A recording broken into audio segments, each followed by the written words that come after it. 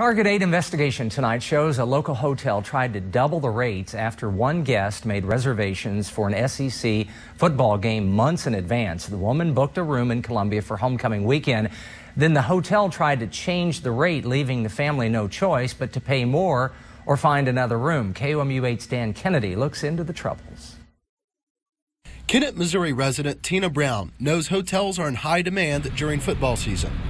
That's why she made reservations at the Tiger Hotel in January for Missouri's homecoming football game in October. We went online to find out when they were going to start taking reservations. We found out that they were, and so we went ahead and booked it, and I put it out of my mind. This email confirms Brown booked one room at $149 a night for 2 nights at the Tiger Hotel. The total, after tax, $331.82.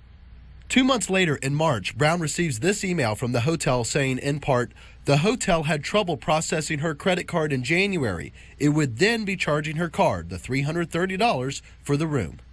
But that wasn't a problem for Brown. The real problem began in July, she says, when hotel management called her asking for more money for the room. Hotel officials say its third-party booking agency booked the rooms at the wrong rate. Brown says the hotel told her she'd now have to pay double, $600 for the weekend, or find another place to stay. I don't hear anything until the last week of July to tell me that I'm going to have to pay double. I'm going to have to do all this. I wasn't doing anything wrong. I reached out to hotel management all week long, but they refused an interview. They did eventually send me a written statement saying, a recent room audit did uncover a third-party booking system error that caused one room type to be oversold. We are certain this is a very limited situation with less than 5 guests being affected. Precautionary steps have been made to ensure this does not happen again. What the statement does not answer is why the hotel would not honor the original rate it promised. The Missouri Attorney General's office says the hotel is legally bound to do that and that the confirmation is a binding legal contract. Ethically speaking, Mike O'Neill of the Better Business Bureau in Columbia says it's bad business. Typically, consumers are told that if they sign a contract, they're held to it by the business. Well, we expect that same sort of contract to be held vice versa. When you've made a mistake as a business, I don't care if it's Tiger Hotel or whoever, you assume that the customer's right. You don't alienate a customer, and that's what I feel like I've been, is alienated. What began as a weekend getaway has turned into a major headache for Brown. Dan Kennedy, KOMU 8 News, Columbia. Brown decided she'll stay in Jefferson City that weekend instead. She's not the only one with complaints about the Tiger. A Georgia fan told us the hotel called him 3 weeks ago, raising his price too. On Friday, we told you about a woman claiming the Tiger Hotel tried to double her rates after making reservations for an SEC weekend months in advance. Good evening, everyone. I'm Jim Reed. And I'm Jennifer Long. Tonight, at least one more possible victim of price gouging has surfaced. KOMU 8's Dan Kennedy broke this story. He joins us live from the Tiger Hotel with the latest developments. Just before 5 o'clock this evening, I talked to the Attorney General's office on the phone. They said the Tiger Hotel has now agreed to refund all customers who were overcharged for their stay here in Columbia. This all began after our investigation aired on Friday. The Attorney General's office began looking into complaints from at least 2 customers this week after Senator Kurt Schaefer also got involved, calling the office, asking them to get involved. Now, I want to tell you how this all began. We spoke to Kennett, Missouri resident Tina Brown about her troubles with the Tigers on Friday. Brown booked a room 10 months in advance for 2 nights in October. The total, $330. Now, hotel management called her in July saying they were doubling that rate, $600 for the weekend, giving her no option but to pay up or find another room. Now, the Attorney General's office told me the original confirmation is a binding legal contract. Brown formally filed a complaint with the Attorney General's office after our story aired, and like we mentioned, at least one other person did that as well. And I see that just last night the Tiger Hotel actually took down their Facebook page. Coming up tonight at 9 and 10, we'll have reaction from the Tiger Hotel. They issued a statement, and we will share that with you tonight at 9 on the CW. Live from downtown Columbia, I'm Dan Kennedy, KOMU 8 News. In September, KOMU 8 News broke the story of possible price gouging at the Tiger Hotel.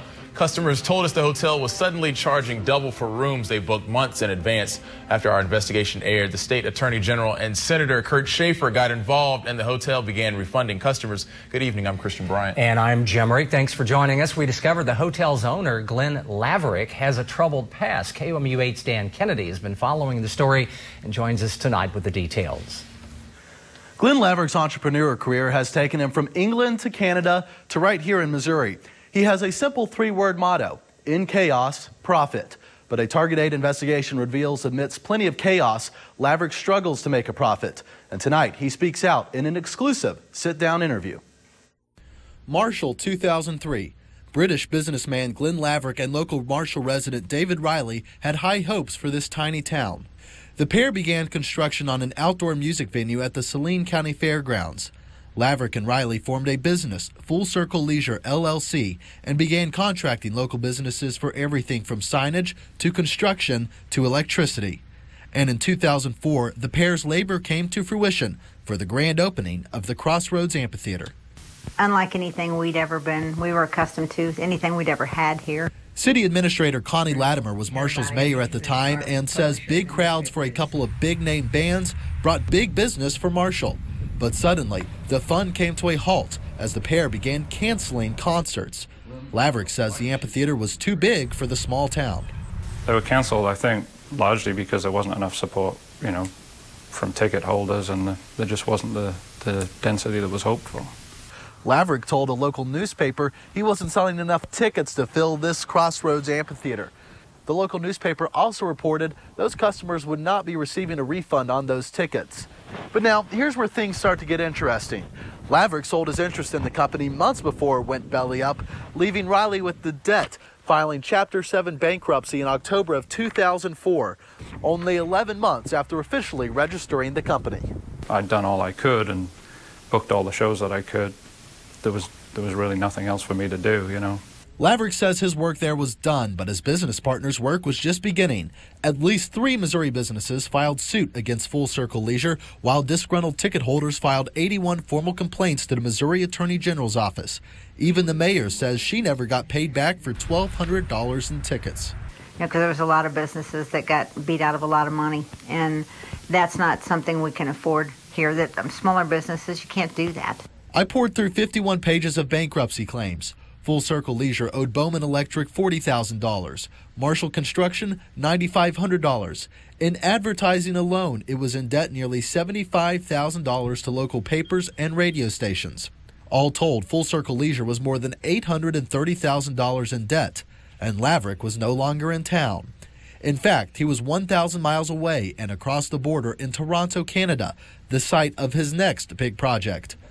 Laverick began renovating an 85-year-old music hall in 2005, booking a number of shows before his landlord evicted him for owing more than $44,000 in unpaid rent. And he wanted to, raise the rent by 70% at the end of our 5-year lease. Really, it's a business decision. When we left, that was just the right time to go. Laverick was on the move again, this time landing his third project in nearby Oshawa, Ontario, where he purchased the Regent Theatre. Laverick sold it at a profit and says it's still holding shows to this day.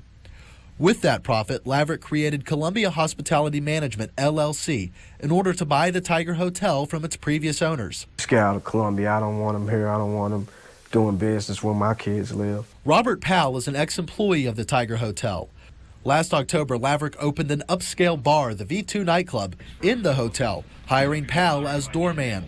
3 months later, Powell says Laverick promoted him to V2 manager with a $35,000 salary.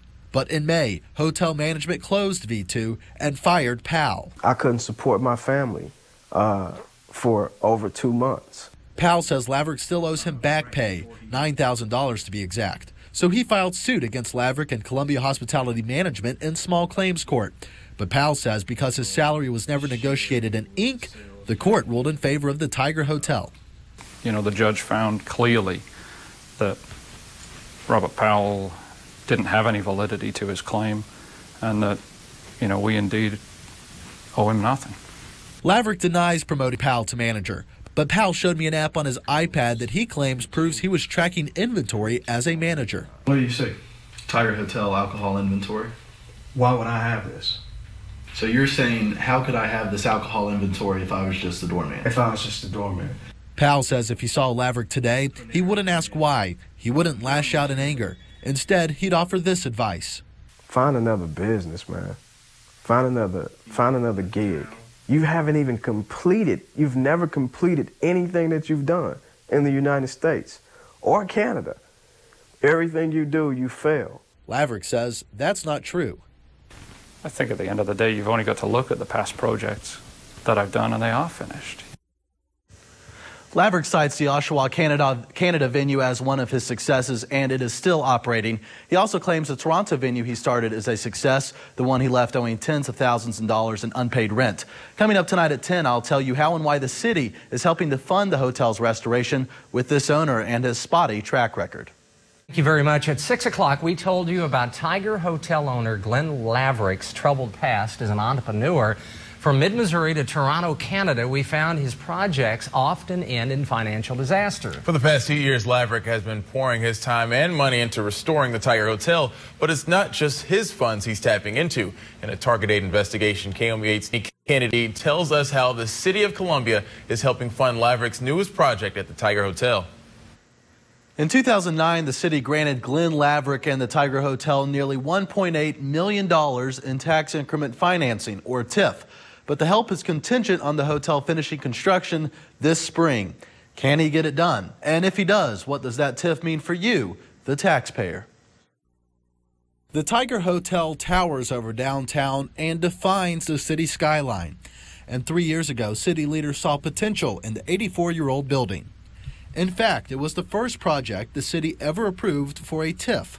It was a crucial step in Laverick's dream of spending millions of dollars to resurrect the Tiger Hotel into a 4-star boutique. A lot of the time I take projects that nobody else wants to do.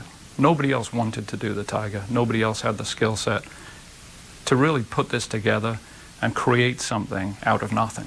In 2008, the city froze the Tiger Hotel's property and sales taxes. The $1.785 million TIF project began in 2009.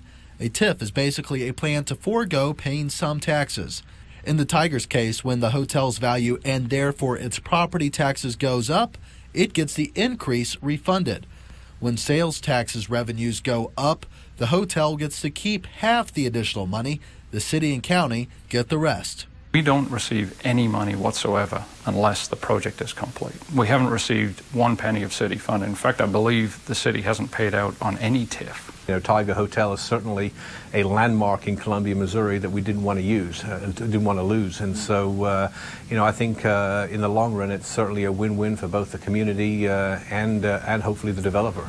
Deputy City Manager Tony St. Romain says the Tiger Hotel renovation is catalytic for Columbia, but some city leaders were at first skeptical of the project. In a March 2011 City Council meeting, Councilman Darrell Dudley admitted he was hesitant in approving the TIF, saying, "There had been bad publicity surrounding Mr. Laverick, and many of his constituents were recommending the city not approve it." But that night, Dudley and his colleagues approved the TIF with a unanimous vote. St. Romain says Laverick's history of failed projects did give him cause for concern, but obviously we did our due diligence to make sure that you know, some of the rumors in terms of previous investments by this developer that might have gone south, and we didn't find that to be true at all. Now, 2 years after the city risked investing its faith and finance in the restoration, the project is nearing completion, with 39 of the 62 rooms renovated. Laverick says every room will be ready in December, 3 months ahead of the March deadline to get the TIF. And as for Laverick, I mean, I feel, personal attachment to all the projects that I do. He says Columbia is his new home. This is a long-term project for me. I see it, as something that I don't have an end date on. I see it as something that, is definitely something that I want to hold on to. If the hotel does not complete renovations by March, the city does not have to give them any of the TIF money. St. Romain says in that case, Laverick could apply for an extension. Previous hotel management applied for 2 extensions on the TIF prior to Laverick taking over.